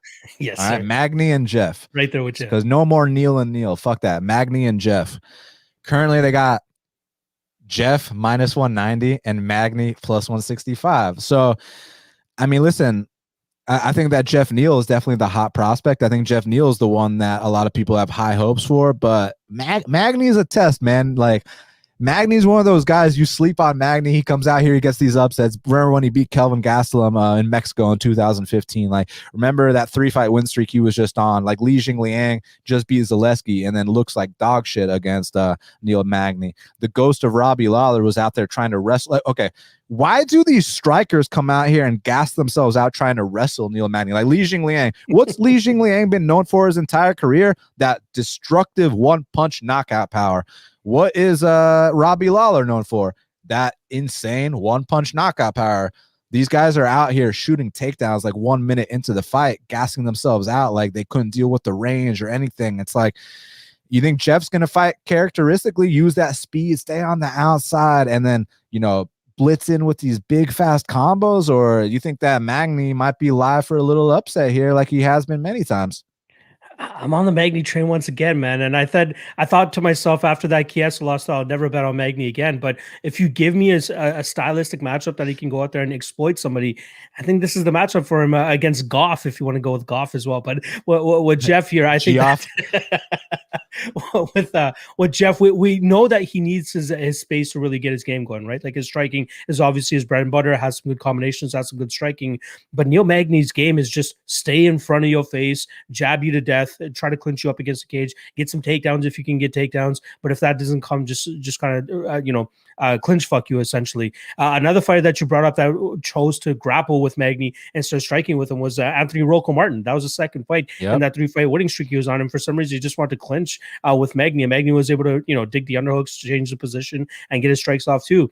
But Magny has that, like, some people were giving my guy Clint some shit for saying this when I did the podcast with him on Monday, but they said he has an Usman-esque approach with his fights. And I agree to that with his, to a certain extent. Obviously, with Usman, you got a grapple heavy approach, right? He has the wrestling to lean on, and he can kind of get on you with that type of pressure. With Magny, it's more so just stay in your face and always pressure. That's what Usman's known for. That forever pressure, that just staying in your face and not letting you breathe. That's what Magny does, but with striking and with clinching. And if he can get takedowns, sure, he can do it with takedowns. You see this guy, halfway taking a guy to the ground, has a heavy whizzer and just punching the guy in the face with his other hand just because he wants to remain active. And when he starts putting this pace on guys, they just can't keep up with him. Now let's talk about his knockout losses, right? Ponzinibbio chopped down his legs for 3.5 rounds, then finished him in the 4th round. Lorenz Larkin chopped his legs down for 4 minutes and then finished him at the end of that first round. If Geoff Neal comes out here and starts throwing leg kicks, okay, I'm going to be sweating my Neal Magny ticket a little bit. But, Geoff has some good kicks and great head kicks and all that, but he's not really a leg kicker per se. He's not a calf kicker like these other guys were. And I would trust a guy like Saif Sayoud as his head coach to kind of implement that kind of game. But if we don't see it from the past, how can we truly say that he's going to go out there and do it in this matchup? With Magny, I think we're going to see him stick in his face, stick that jab out. Don't let him get comfortable. I know Bilal Muhammad was 0 of 6 on takedowns against Geoff. Geoff has a 92% takedown defense rate, which is great. But I don't think that Magny needs to actually get the takedowns here to be successful. He can just clinch fuck him and push him against the cage. He's a big dude. I believe he's going to have a 3-inch height and reach advantage, if I'm not mistaken, or at least a 5-inch reach advantage. It's going to be Magny staying on the outside, jabbing him to death, or staying all the way inside, clinching him, pushing him up against the cage, and putting that patented Magny pressure on him. So I think that this is a horrible stylistic matchup for Geoff if he's not able to maintain his distance. Unfortunately for Geoff, he was in a very bad stylistic matchup last time around against Wonder Boy as well. And this is another veteran lesson that I think that's going to be handed out. One we're getting from Angela Hill earlier in the card, and another one we're getting here with Neal Magny. So I'm going to go with Magny. I'm going to go with him to win by decision. But I think he just pressures Geoff, keeps it on him, doesn't let him breathe, doesn't let him get his shots off. And historically speaking, I think that Magny is quite durable with his chin. It was just those those leg kicks that allowed the guys to get their punches going, and then obviously finish him that way. And then obviously the only other times he's been finished was by submission, right? You got Rafael dos Santos, Dos Anjos, you got Damian Maia. Are we expecting grappling? Are we expecting a grapple-heavy approach like Michael Chiesa from Geoff Neal here? Probably not. I'd be surprised. I'm sure you'd be surprised too if we saw that. But I'm going Magny here. I'm going to go decision. I mean, he has been dropped a couple of times. I remember my boy Kelvin Gastelum dropped him in that fight that he lost. But one thing I really respect about Neal Magny is his fight IQ, because in that fight against Tony Martin, so one thing that Tony was known for, or Rocco, was those calf kicks, right? And then Neal, as soon as the fight starts off, he comes out southpaw. And I know that fucked with Tony Martin right away. It was like, damn, we've been training this whole camp to get off on leg kicks, and now this guy's going southpaw on us. And then he starts trying to wrestle, then he gasses out. So like Neal has a way of making guys look really bad. And you start to gas out against the guy like Neal Magny, and he's going to put it on you in a way where you're going to get embarrassed. So I respect him a lot. It's just with Neal, I have a lot with Geoff Neal. I have a lot of questions. Here are my questions about Geoff Neal. He almost fucking died. Okay. Yeah. He had heart failure, sepsis, and some other shit. And we've only seen him back once since, and he got thoroughly dominated that one time back. So on one hand, Wonder Boy is just a tough ass matchup for a lot of people. So maybe we can throw that on the back burner. But on the other hand, I haven't seen Geoff, be the old Geoff I know and love since that shit went down. So like, is he still the same guy? Like, because if he is still the same guy, I think he's going to come out here and put it on Neal Magny, because we talk about the volume of Magny. Geoff actually throws more than Neal. We talk about the length. Geoff is so fast that I think he's the guy that can actually maneuver around the length of Magny, get on the inside and land his shots. And then the leg kick part, I mean, traditionally he hasn't been throwing too many leg kicks, but if Neal comes out southpaw here and it's southpaw versus southpaw, then I do think the leg kicks will be open. So I'm curious to see how Magny comes out. It's tough because I've made a lot of money fading Magny, and I've lost a lot of money fading Magny. Like Ponzinibbio is one of the biggest bets I've ever made, right? But then the next 3 fights all lost, right? So it's one of those things where Neal can be tough to count out, and sometimes he can teach these young up-and-comers a very valuable life lesson, and maybe he does that here. But I just know that the only thing that's making me hesitant is Geoff's near-death experience and Geoff's last fight. And had the near-death experience never happened, then maybe his last fight wouldn't be as big of a concern. But because both things happen, I'm just kind of questioning where Geoff's at right now. But if Geoff is anything like the hot prospect that I said was going to go on to be a top 10 guy and be a top 5 guy, then I think he's got the speed. I think he's got the power. And honestly, don't sleep on his grappling either. I know you remember that Nico Price fight. He was out there landing some very nice body lock takedowns. We know that the body lock takedown is one that Magny has struggled with historically in the past. So it's not, you don't just have to leg kick Neal Magny to beat him. There's other ways too. I'm going to go with Geoff Neal here. I got to. I think he's the better fighter. I think he projects to go further. It's just, again, like I'm repeating myself. He almost died, and then he got thoroughly outclassed his first fight back from that. So, how's he doing upstairs mentally? How's he doing physically? Are we dealing with the same guy? Because if we are dealing with the same guy, I got Geoff Neal here to get it done. So I'm hoping we are, because it'd be so sad for a career that's so promising to be derailed, man. Like, I'd hate to see that, man. Like, listen, we root for guys to win. We root for guys to lose, but we never root for anyone to have a serious injury ever. Like Chris Weidman, I bet on Uriah Hall plus 125.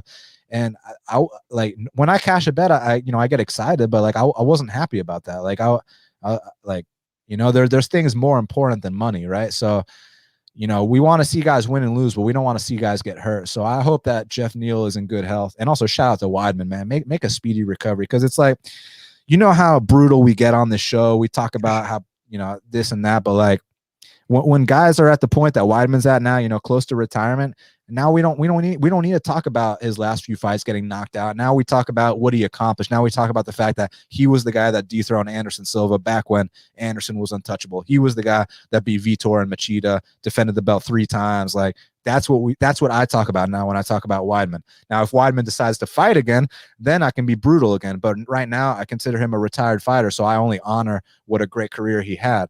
And same thing with Geoff Neal, man. Like, I just hope he's healthy, man. I just hope that he's the same guy, because if he is, I think he wins this fight.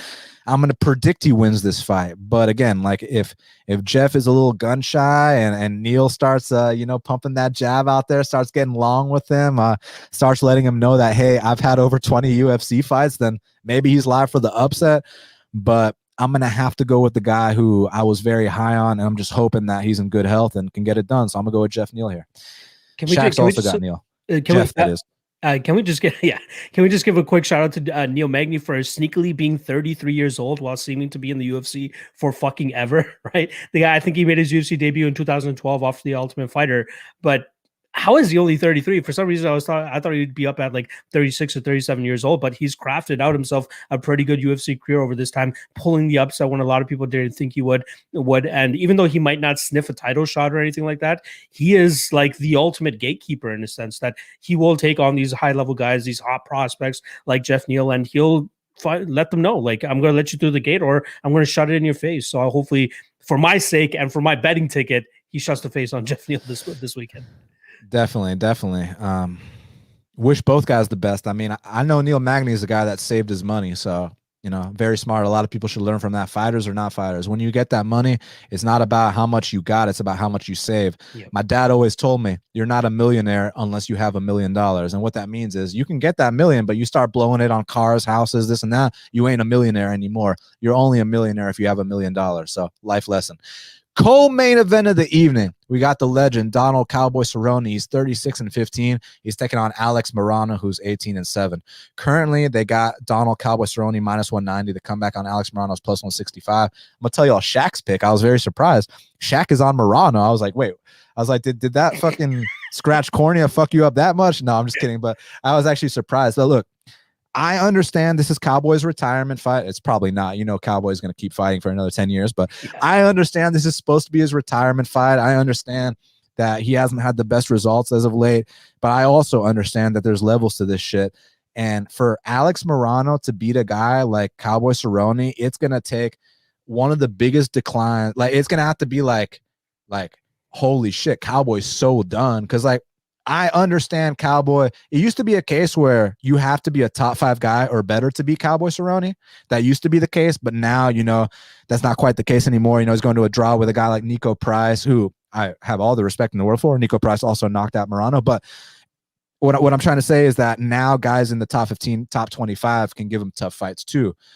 Thing is, Alex Morono ain't exactly a top 25 guy. We're dealing with a top 50 guy. So I still think there's levels to this shit, man. And the thing I like about Morono, he's aggressive. He wings big bombs. He's got some nice spins. Allegedly a black belt in jiu-jitsu too. I have seen some nice stuff. He can't get up from bottom though. Again, there's black belts and there's black belts. He ain't a black belt like his teammate Diego Ferreira. That's for sure. It's more like a black belt like Daukaus, So he's an average black belt. No big deal. Look, Cerrone's better across the board, man. I mean, that Muay Thai style I know he gets criticized for his head movement, but sometimes he's been moving that head, and some of these combinations that he lands, man, that sneaky lead uppercut, the high kick, the leg kicks. He's got a really underrated blast double that he hits on a lot of the people that he fights. And Morono can't get up from bottom. It's just a thing of like, Donald, are you done to a point where you're going to lose to a guy that couldn't even fucking hold a candle to you like a year ago? Like, what I mean? Like, this line would have been like -350 a year or two ago. So, I like Morono. I respect him. I cashed a max bet with him against Josh Berkman back in the day. So I got all the respect for Morono. He comes to fight every single time, win, lose, or draw. So hell yeah. There's levels to this shit though. And Cerrone's on a completely different level. Striking, grappling, cardio too, right? Size, everything, experience. Like, it's just, Cowboy should absolutely outclass this guy unless we're talking like Chuck Liddell level done, which I just don't think. You just went to a draw with Nico Price and won the 3rd round. So, look, the guys in the top 15, top 20 are going to give Cowboy problems at this point. I don't think Morono is one of those guys. I respect Morono. I think he's going to come to fight. I think he's going to come out hard that first round. But I think Cowboy's got a little something for him. The blast double, the high kick, and then down the stretch when Morono starts to gas, Pobrecito, man, I think he's in big trouble. I got Donald Cowboy Cerrone to get this done, man. Let's just quickly talk about the semantics of this fight, right? Cowboy was scheduled to fight Diego Sanchez. He was in a training camp for this fight. And then Morono was taking this fight on short notice. He's jumping on the Fortis bus with Jeff Neal and Carlos Diego Ferreira to just take part in the fights this weekend. Shout out to him for making 170 on short notice. But yeah, you're absolutely right, man. I think Cowboy has him covered pretty much everywhere, unless we see a massive decline, unless we see Alex Morono go out there and starch him at the beginning of fights, which a lot of people have been able to do. But in the last fight against Nico Price, I was very impressed with Cowboy's durability and ability to remain calm in that initial exchange where Nico Price was just absolutely unloading on him with some elbows, and he landed some good shots. They seemed clean, but Cowboy just kept it together, and he was able to get the better of himself actually to actually stay in that fight. Obviously ends up going on to, I thought he lost that fight. Say what you want about the point being taken away. I thought he lost that fight, but he should still go out there and beat a guy like Alex Morono. Morono came into the UFC, and I thought this was a guy that was going to use his black belt and try to lock up all these submissions. Just never goes for takedowns until he fought Reese McKee. Then he goes out there and finally goes for a takedown. And he did the same thing with Pettis. Did get his back and didn't submit him. Again, another flub on my part saying that Pettis is a fish out of water on his back. Say what you want about his jiu-jitsu game from earlier in his UFC career, but it's definitely not the same later in his UFC career. But with Cowboy here, I think he just lands a couple takedowns here, even on the feet. If this fight stays on the feet, I think he can go out there and absolutely outstrike Morono. Morono seems one of those guys that throws not the most technical strikes, but just throws absolute power, hoping to hurt his opponents and then kind of pounce on them from there.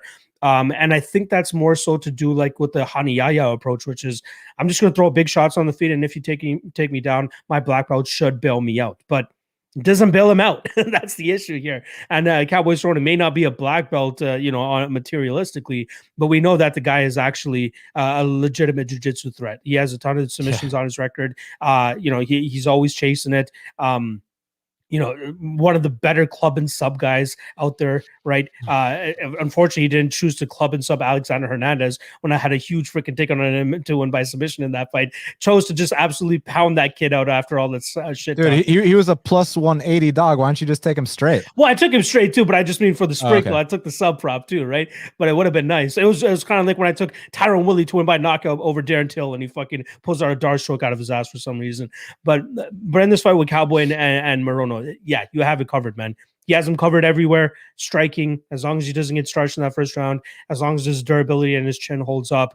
I think he has nothing to worry about outside of 2 minutes in this fight, and then he should be able to cruise the rest of it. So I'll give it up for Morono's durability. I would say that Cowboy wins this fight via decision, but it could potentially give us one of those Rick Story type combination knockouts because Alex Morono is just not that good on the feet. So Cowboy should cruise here. I like that he's working with John Wood. Like that he moved his stuff up to Syndicate MMA, ditched the BMF ranch. He wants to end his career on a high note, and this should give us a solid performance from Cowboy, and I think he wins this fight by decision.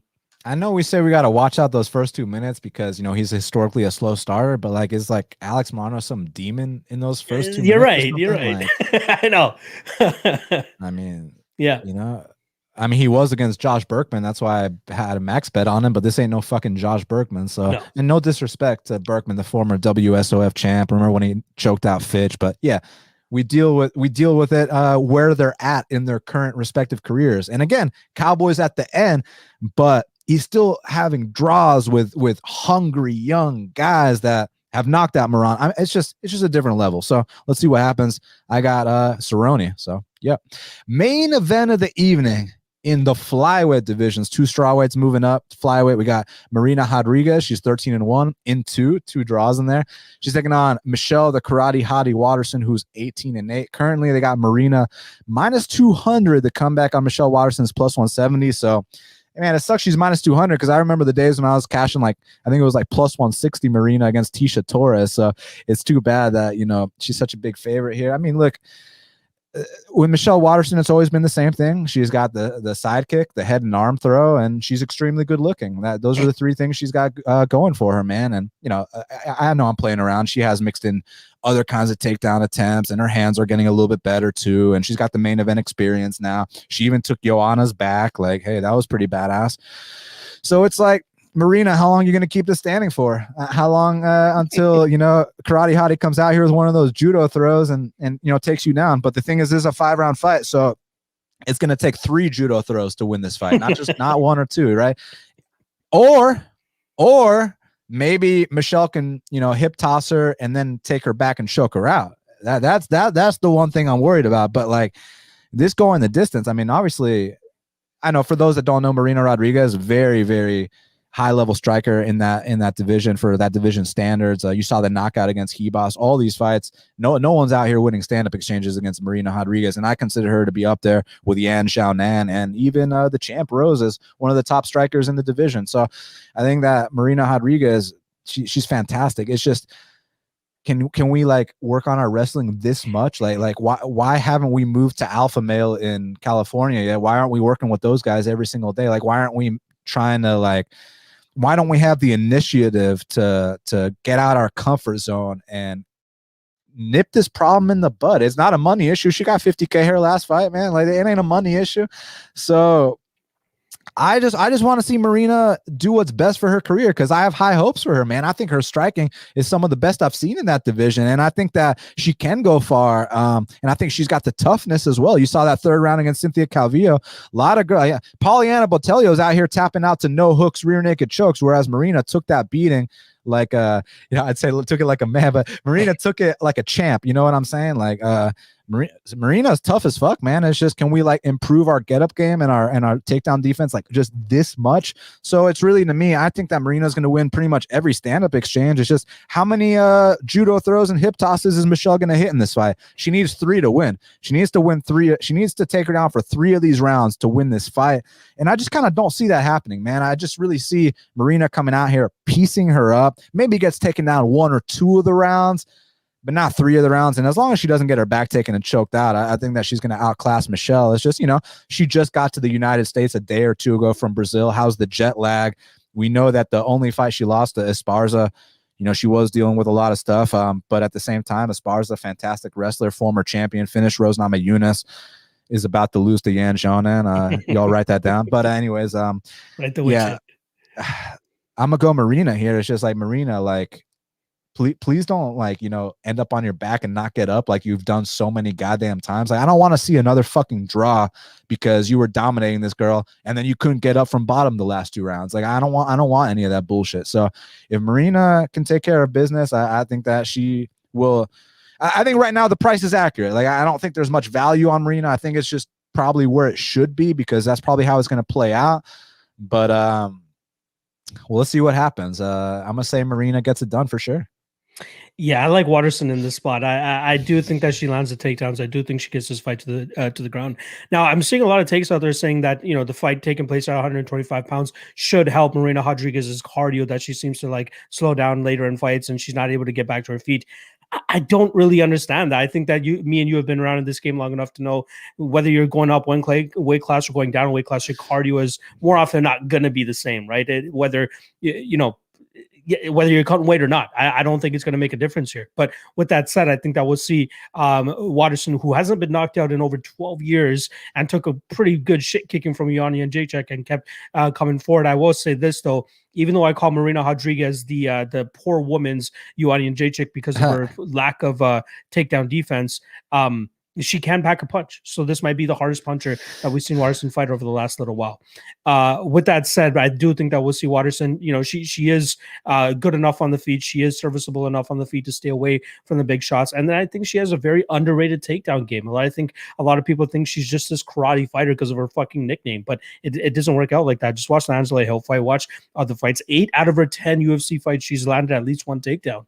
It's something that she looks to implement in her fights. And if she doesn't look to do it here, I'd absolutely fire her coaches right away. But I think that's what they're going to be doing, is looking to drag this fight to the ground. And I think we see a submission here too. I do think that we see Waterson finish this fight later on, probably in the 3rd or 4th round. I will say that I think Michelle Waterson is the second best jiu-jitsu player that we see Marina Rodriguez go up against. Now, Carla Esparza, great wrestler, probably one of the best wrestlers in the division outside of Tatiana Suarez. But jiu-jitsu, like pure jiu-jitsu, I wouldn't rank her higher than Waterson, to be honest. I think Cynthia Calvillo was the best jiu-jitsu player that we've seen Rodriguez go up against. And obviously she was able to evade the submissions here. But we got an extra 2 rounds, baby. We got an extra 10 minutes that Waterson can go out there, try to take the back and try to sink in that choke or whatever it might be, arm triangle choke, whatever the fuck it might be.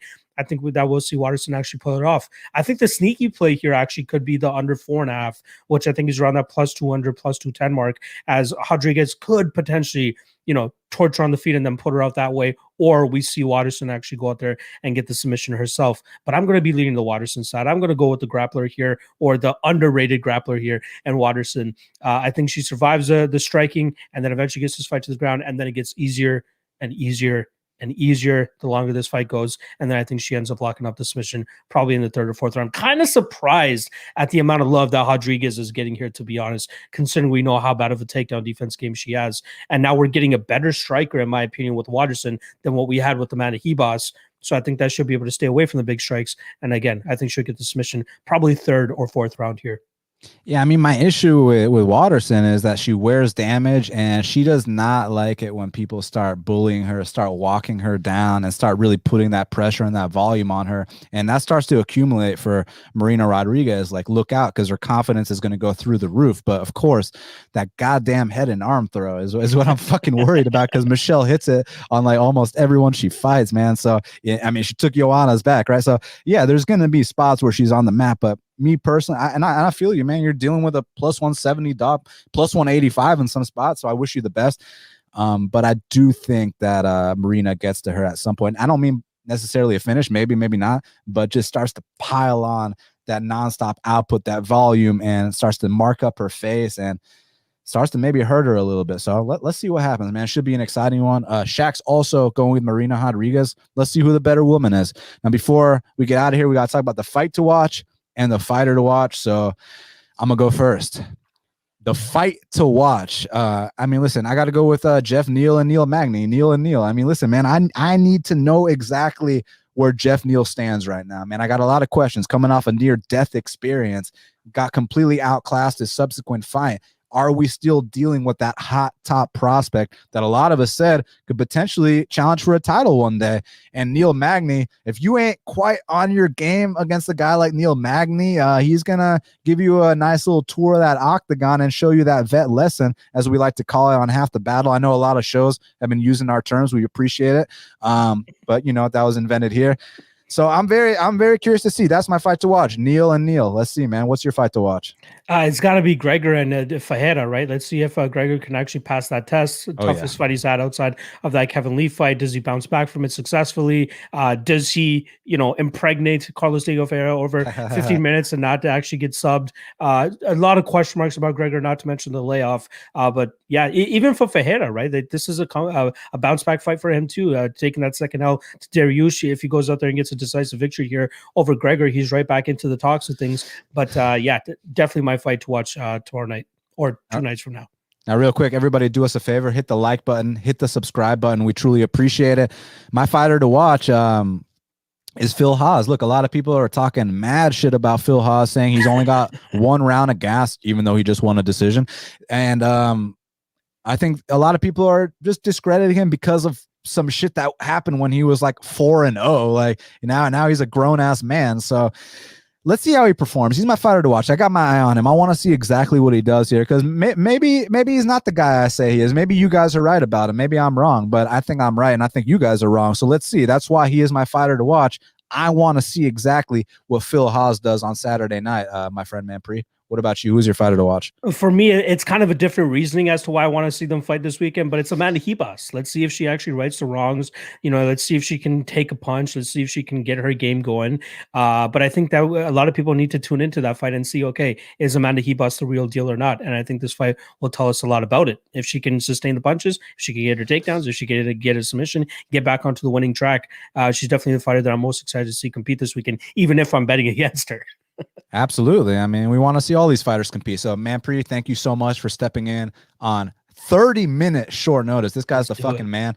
Follow him at MMA LOTN, and also, subscribe to all the great stuff he's doing. I'm very happy to see your success, and I hope that you go all the way, my friend.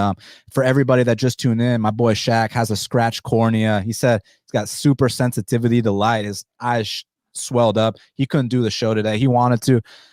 So y'all make sure y'all send him best wishes, speedy recovery, and all that stuff. Shaq, you're my boy. Me and him had a good time at the club last week. All the fans that have to battle, thank you guys so much for all your support throughout the years, new, old alike. Thank you guys very much. Hit the like button, hit the subscribe button. Truly appreciate it. Subscribe to Half the Battle on iTunes, SoundCloud, YouTube, Stitcher, Spotify, all the places where we are available. We'll be back next week for the next card. Shout out to our sponsor, Manscaped. Go to manscaped.com. Use that promo code BATTLE20 for 20% off and free shipping. And also, someone said sunglasses. Shaq, come on. We thought about that, but he's having some issues, bro. So it wasn't even about sucking it up. I'm working for this company called Press Sports. They're an app that you download in the App Store, and basically it's a great way to discover new talent. All you guys are always asking me, how do you know about all these up-and-comers? Well, I'm very in tune with this stuff. You download the Press Sports app. Go to the App Store right now. Download the Press Sports app and sign up as, an MMA fan account or whatever the case may be. And you guys are going to discover a bunch of awesome athletes, but also they got this for every sport. So if you guys are into other sports, you're going to discover athletes from other sports. And if you got content, share your fucking content on there. Press Sports in the App Store. So badass. Again, thank you guys so much for all the support. Truly appreciate it. We'll be back next week. And until the next time, let's cash these bets.